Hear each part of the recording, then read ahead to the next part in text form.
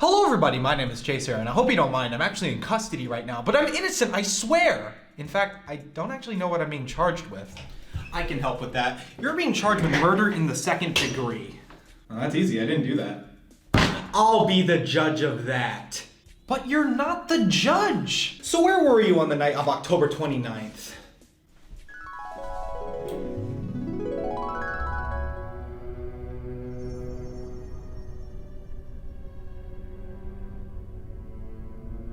Just hanging out. So why don't you explain why our eyewitness described this man at the scene of the crime?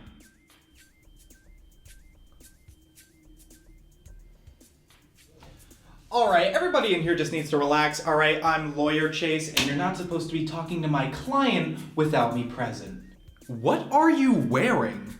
This call was short notice. This is supposed to be my day off. So you're not gonna say anything to him, especially not about you murdering that guy. Dude, I'm writing that down. Don't worry, everything in here is confidential. So did you do it? Did you even go to law school? That's what you want to call it. I don't like the sound of that. Listen, you have nothing to worry about. I've taken hundreds of different clients like yourself. I'm gonna get you off scot-free. So the first thing that we're gonna do... Sorry. Gotta take this. Go for Chase. They what? What? Is it still there? Okay, just relax. Just flush it all and I'll be there.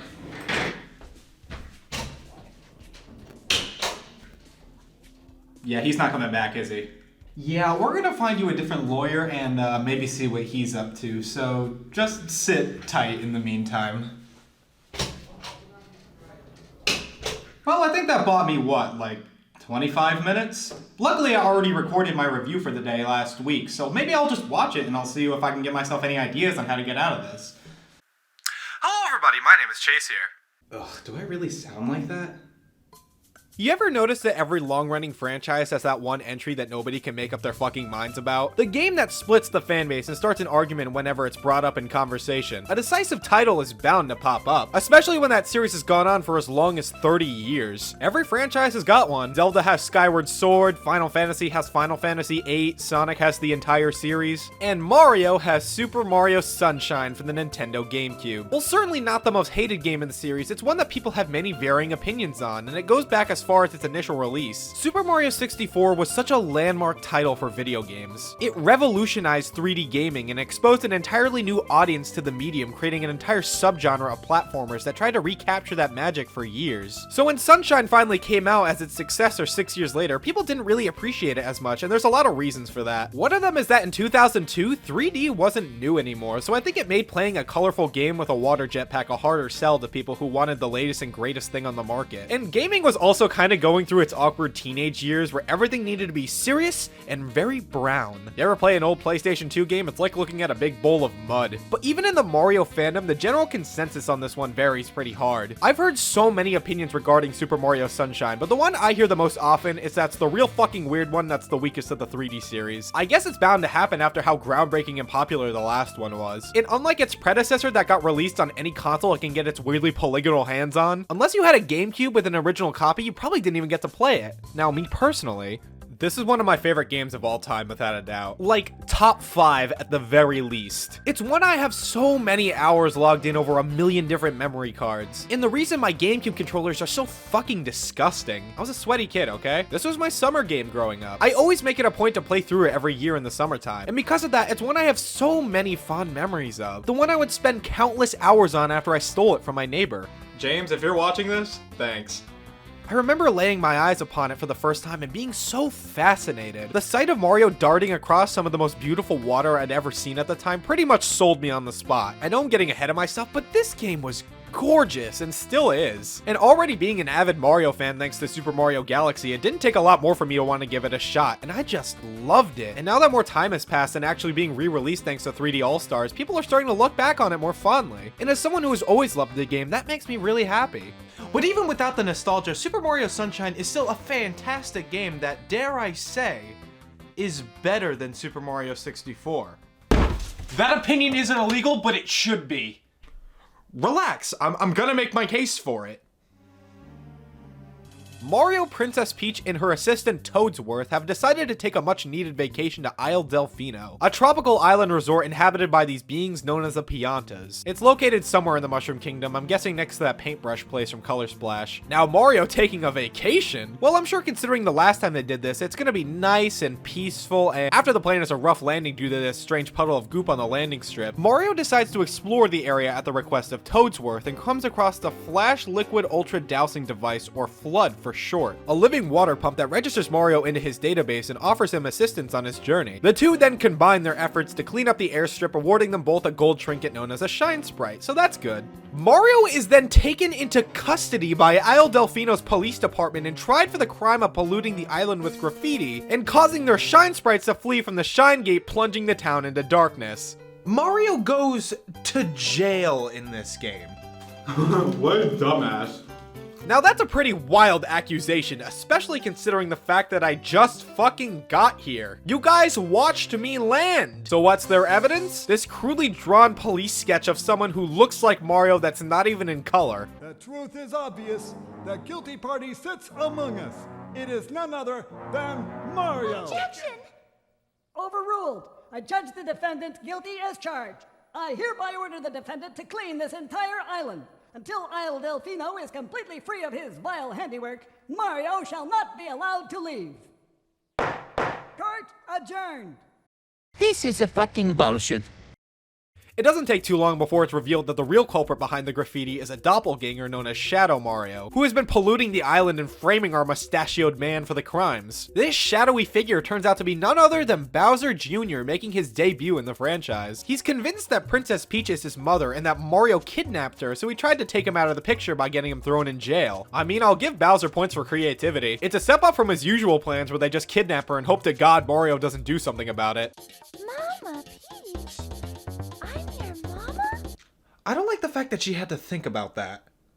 Bowser Jr. takes Peach to the top of Corona Mountain, where Mario must restore the light to the rest of the city before taking on Bowser in his giant hot tub. Yeah, a bit more complicated than Bowser kidnaps Peach. I mean, that still happens, but we got some extra pit stops along the way. Don't get me wrong, this story is fucking ridiculous and makes no sense if you think about it for any more than 2 seconds. But I kinda love it. For the first time, and I think the only time, every character other than Mario is fully voice acted and has full lines of dialogue in cutscenes. And it's about as good as you would expect. What's this icky paint-like goop?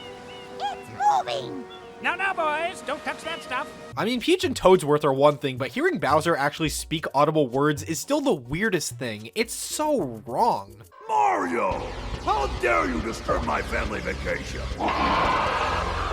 I also think it's kind of funny that Mario doesn't help the Piantas out of the kindness of his heart. He usually does good things and saves people because he's a hero or whatever, but here's because he's legally obligated to. This plot is stupid, but it's memorable. I'm not asking for Lord of the Rings with my Mario story, but I do want something that sticks out. Something that's entertaining and gives context to your adventure, which I think the game does really well, and that goes far beyond just the plot. Our setting for this adventure is Isle Delfino, which might be the most fully realized location in the Mario series. It's a very large tropical island resort with attractions and locales making up the different worlds. There's a windmill town, a fishing port under construction, a beach of course, an amusement park, a giant mountain range, a haunted hotel, and whatever the hell Pianta Village is supposed to be. I think it's supposed to be where the Piantas live, but do they live in these trees? Do they live underground? I'm just a little confused. Fun world though. As you can tell, the game is very beach themed, which I know a lot of people see as a step back from the variety shown in Mario 64 where you jump around in a giant clock and hitch a ride on rainbows. But that's only half true. Sure, Sunshine's theme is more focused, but I see that as a good thing, and I say that as someone who hates the beach. One of the first things you'll notice is how interconnected these worlds feel. You can actually see them in the distance of other worlds if you know where to look. They even went out of their way to make their geography consistent, making Isle Delfino feel like a real island you could go and visit. This was part of the reason I always replayed the game during summertime. It was like I was taking a vacation, you know, one I could afford. To go along with this, worlds now have a sort of plot that progresses as you continue collecting shines. It's things like getting the attractions in Pinna Park up and running again to return the park to working order. Little side note, I used to call this place Penis Park when I was little.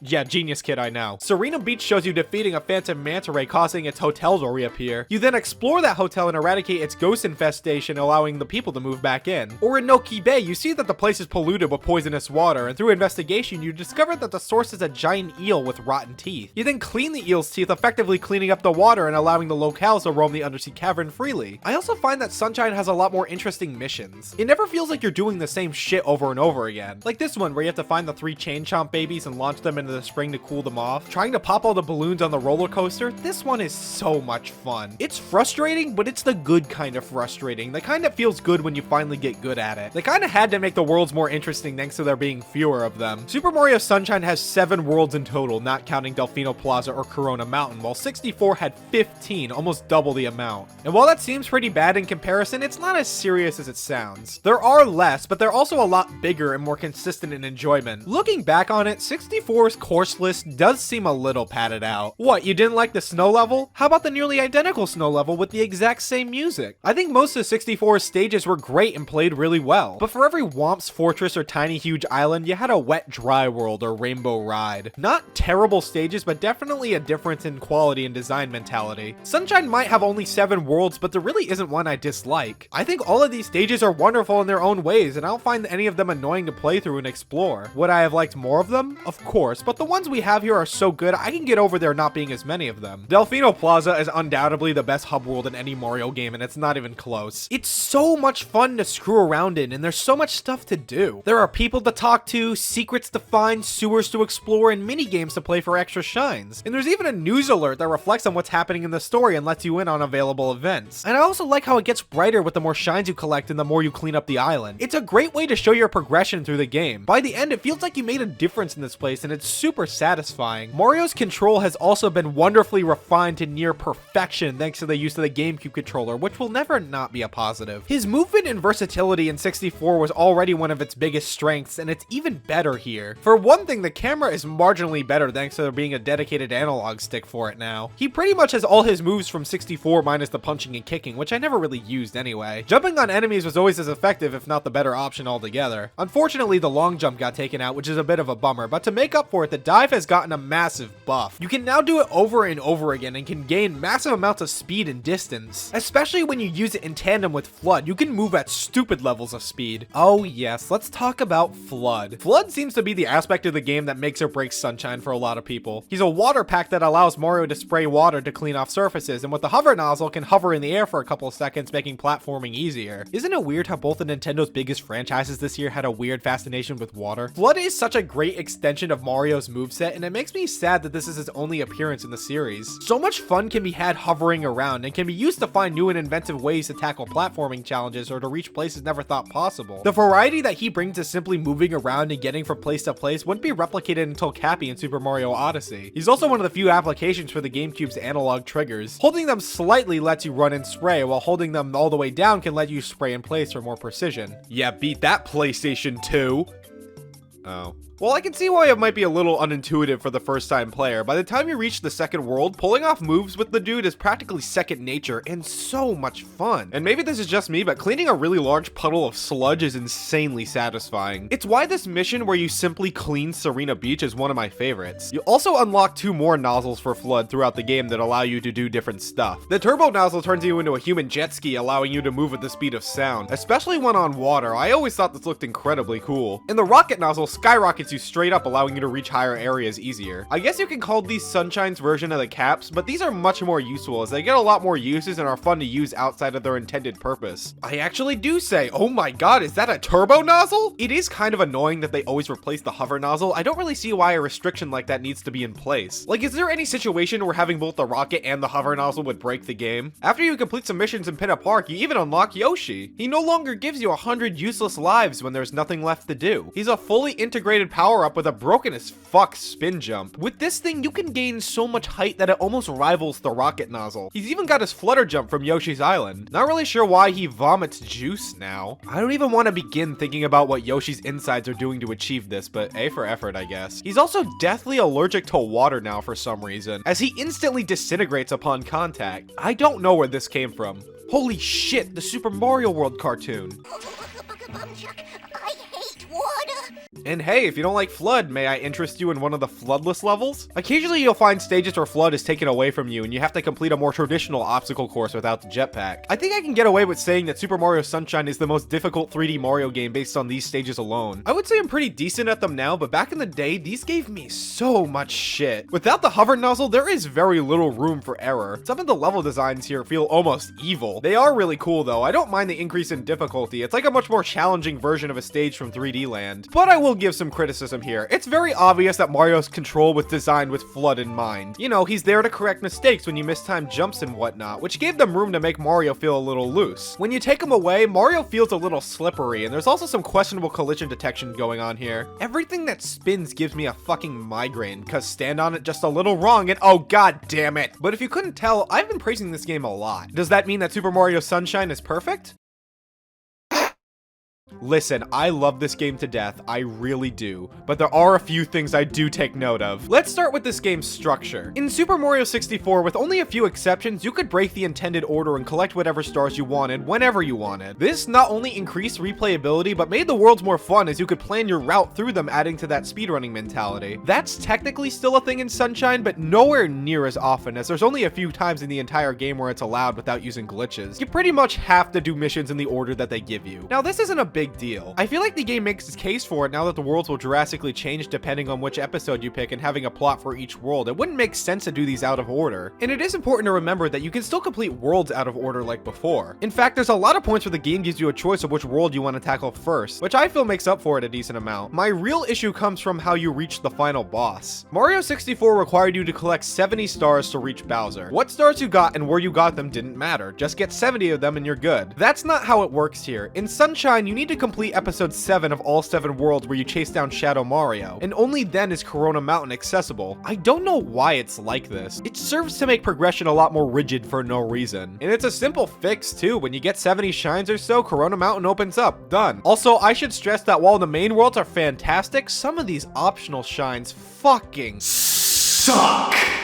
I think whoever designed this pachinko machine needs to reevaluate their life choices. It feels like they didn't finish programming the controls when going for the red coins. And what is going on with the collision detection, because something's not adding up. Same with this Poison River. Not only is it a pain in the ass to access in the first place, as you have to ride the slowest moving boats in existence just to get Yoshi to this island, but the level itself is a total crapshoot. The river kills you instantly, and steering around on the leaf isn't responsive at all, making you go along the edges if you don't want to die and do it all over again. You know what? Occasionally some of the main stuff isn't great either. Fuck this slot machine in the casino, man. The chance of you getting 777s is the same on an actual slot machine. It takes forever, and when you finally get it, you have to do this godforsaken flippy puzzle, which takes just as long, all to access this one floodless level. Ugh, the Watermelon Festival. Can we just abolish cataquacks in every Mario game? Does anybody actually like these fucking things? They are everywhere in this level, and you have to try to get this watermelon to the fruit stand to be judged, and these guys just love to fling it in the air and break it, making you have to go get another one. Luckily, I can use glitches and exploits to bypass a lot of this shit, which is probably why they don't bother me as much as other people. Sunshine does have some of my favorite glitches in any video game, for the record. Some of them can be used to skip annoying shines, like glitching into the wall to skip the boat ride with Yoshi, but some of them are simply for my enjoyment. From swimming under this log that lets you walk underwater, doing a Matrix backflip to skip the hunt for the pineapple, making Mario face the wrong way when he collects a shine. That one's just funny. Or my favorite, storing all these rocket boosts and flinging yourself into the stratosphere where you have to spend a half hour falling back to Earth. It takes so long that Mario turns into a dead body while waiting, but eventually you will see land. Just remember to ground pound. I almost took damage there. There's also this one where you make all of Delfino Plaza invisible with the rocket nozzle, which I was gonna say I've never been able to get to work, but I randomly did it while screwing around and wasn't recording. There's no real advantage to this, it's just weird looking, but no glitches can save you from this. The boat. Just saying those 2 words sends shivers down the spine of everybody who has played this game. It's such a small section at the end of the final area, but it's so terrible that it manages to traumatize you in such a small amount of time. Basically, there's this mud boat in the final area of Corona Mountain that you control by spraying water in the opposite direction to propel yourself forward. But apparently, this is the most fragile boat I've ever seen, because if you even slightly tap anything, it sinks and you die instantly. And maybe that wouldn't be such a big deal if the thing didn't control like utter ass. It's so so delayed and finicky that you never do it on your first attempt. It's a process. I think open heart surgery is less precise. You whip around the thing desperately trying to steer it in the right direction, but don't go too fast because it's almost impossible to slow the thing down in time before you smack into the 100 stalagmites all over the place. And then there's the blue coins. In every world there are 30 hidden blue coins that you can collect and trade in with these badgers for a shine sprite, with 240 of these things in total. First of all, who the fuck are these guys and why am I the one who got arrested? Shine sprites are the things that the people on this island need to live, and you're over here selling them like crack cocaine. I didn't think Isle Delfino's police force could get more incompetent, but I guess Nintendo was shooting for realism. And second of all, I kind of like the blue coins. In a game that lessens its collectathon aspects, the blue coins always felt like a holdover from that. And while some of them are a little too cryptic for my taste, especially the ones that only appear in specific episodes, which is a bit of a dickhead move, most of the time they aren't too hard to find and are fun to collect, especially because of the sound they make.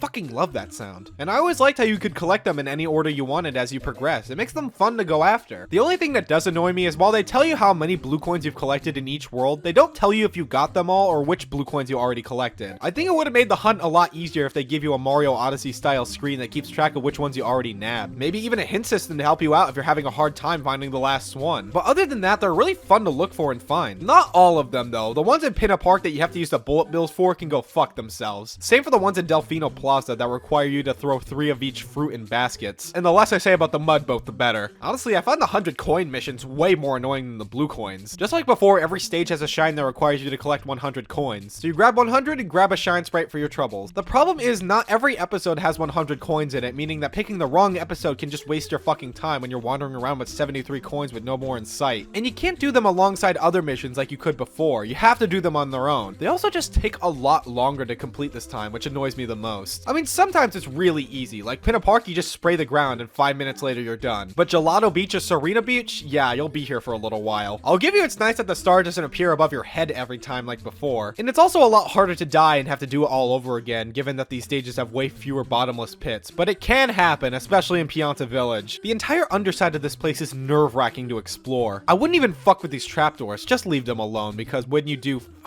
fuck, that happens. I also hope you enjoyed collecting red coins because there's so much of that. Every world has 2 shines dedicated to this. 4 if you count the revisiting of all the secret areas with Flood. Super Mario Sunshine is pretty infamous in the gaming sphere for being one of those games that are a nightmare to complete fully, but to be honest, I've never really understood that. I've fully completed Sunshine multiple times in my life. I even did it again for this video, and it's confirmed to me that the process is not as bad as people make it out to be. Sure, it can be difficult, but that's true about almost every game, especially collectathons. Have you played Donkey Kong 64? This shit gives me a hernia just looking at it. I know that the biggest complaint is that you don't get a reward for doing it other than an extra postcard at the end. First of all, you get shades and a Hawaiian shirt. Second of all, I don't know about you guys, but I don't think games that are fun to complete need a reward to make it worth it. Sure, it can be nice to get something special for going the extra mile, but it's not required, and it's also not the reason I go through the trouble. It's usually because I enjoy the experience so much that I want more of it. Do you think I complete every side quest in Majora's Mask because I just need the Fierce Deity mask that I get to use for like 2 minutes? Of course not. I do it because I want to see every storyline that game has to offer. It's what makes Majora's Mask such a good time to play and experience. And that's how I feel about this game too. I just want to see everything it has to offer when I come back to it, good or bad. That's a pretty good way to describe how I feel about Sunshine in general, really. I can go on and on about the stuff I don't like about it. It's a very flawed game. The pacing issues, the amount of padding, the frustrating segments of gameplay, but you know what?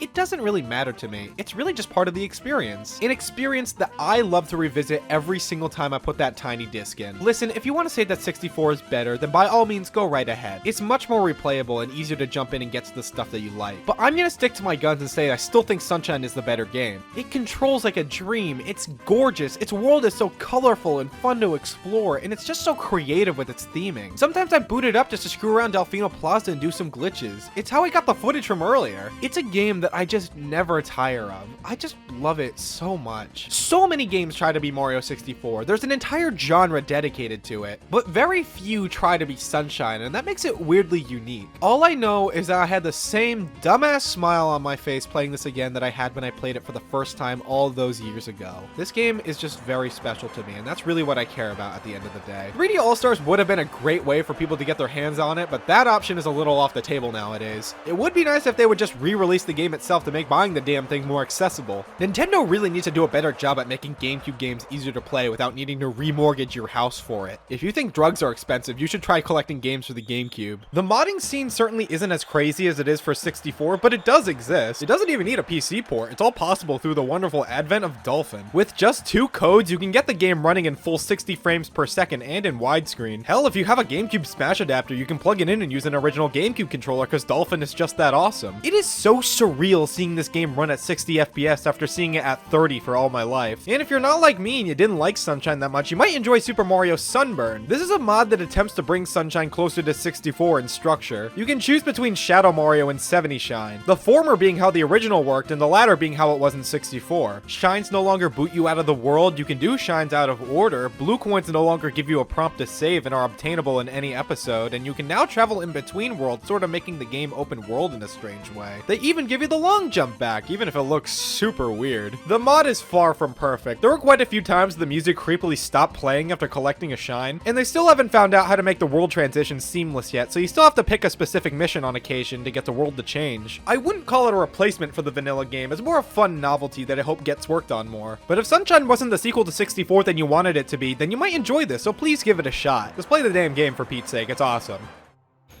Hey, good news. You're free to go. Oh, nice. What happened? Did you find the real murderer? No, we just found out it wasn't you.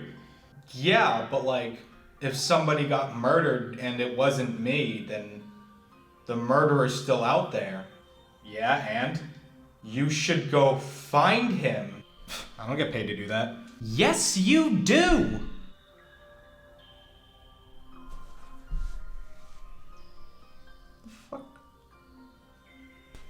Well, that was a giant waste of my time, but I think I'm gonna leave it here because the next time we jump into 3D Mario, it's gonna be a big one.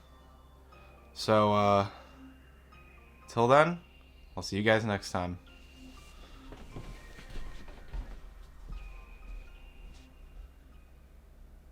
Oh shit, I did murder that guy!